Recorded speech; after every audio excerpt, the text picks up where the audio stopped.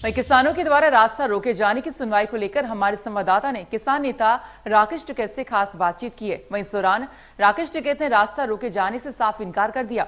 उन्होंने कहा कि रास्ता हमने नहीं रोका है, हम तो खुद चाहते हैं कि सभी दिल्ली जाएं।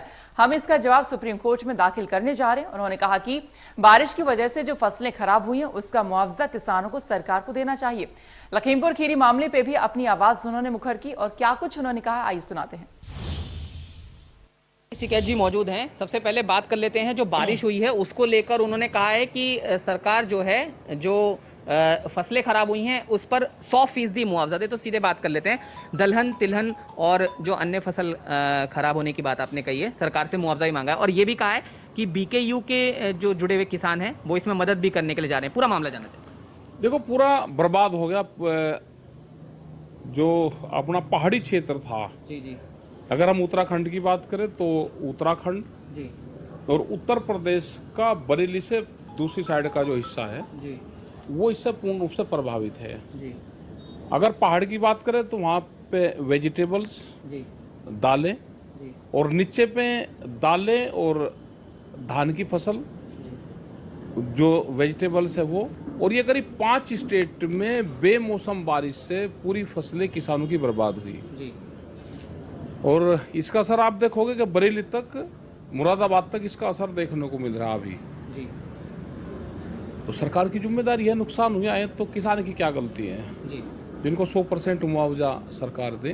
जी अगर किसी फैक्ट्री वाले को लॉस हो जाता है तो सब माफ होता है उसका। जी तो इसका पूरा जान माल का जो भी नुकसान हुआ है सरकारों की जिम्मेदारी बनती है कि इसको तुरंत वो करे। और हमने जो किसान संगठन के लोग हैं उनसे भी ये कहा कि जो आपके पड़ोस में हालात खराब बने हुए हैं उनकी तुरंत मदद, जो भी मदद कोई कर सकता है वो देख के उनकी मदद करवाएं। एक दूसरा सवाल लखीमपुर खीरी को लेकर सुनवाई है सुप्रीम कोर्ट में, आप भी जानते होंगे। अभी चल क्या रहा है BKU या फिर संयुक्त किसान मोर्चा के बीच में इस लखीमपुर खीरी की घटना को लेकर क्या चल रहा है?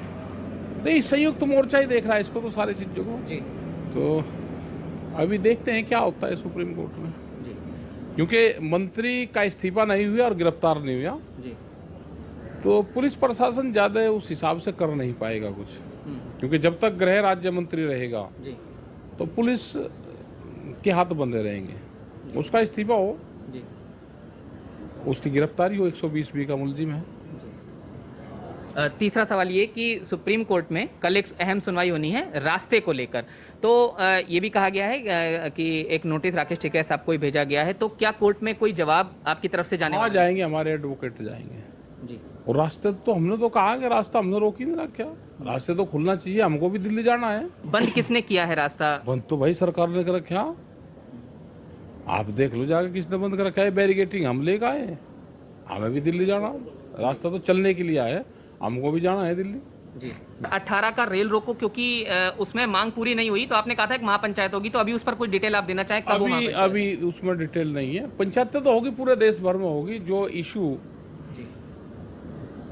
ये डिमांड भारत सरकार से है तो उसमें मंत्री का इस्तीफा और उसकी गिरफ्तारी ये डिमांड नोट में जुड़ गया है।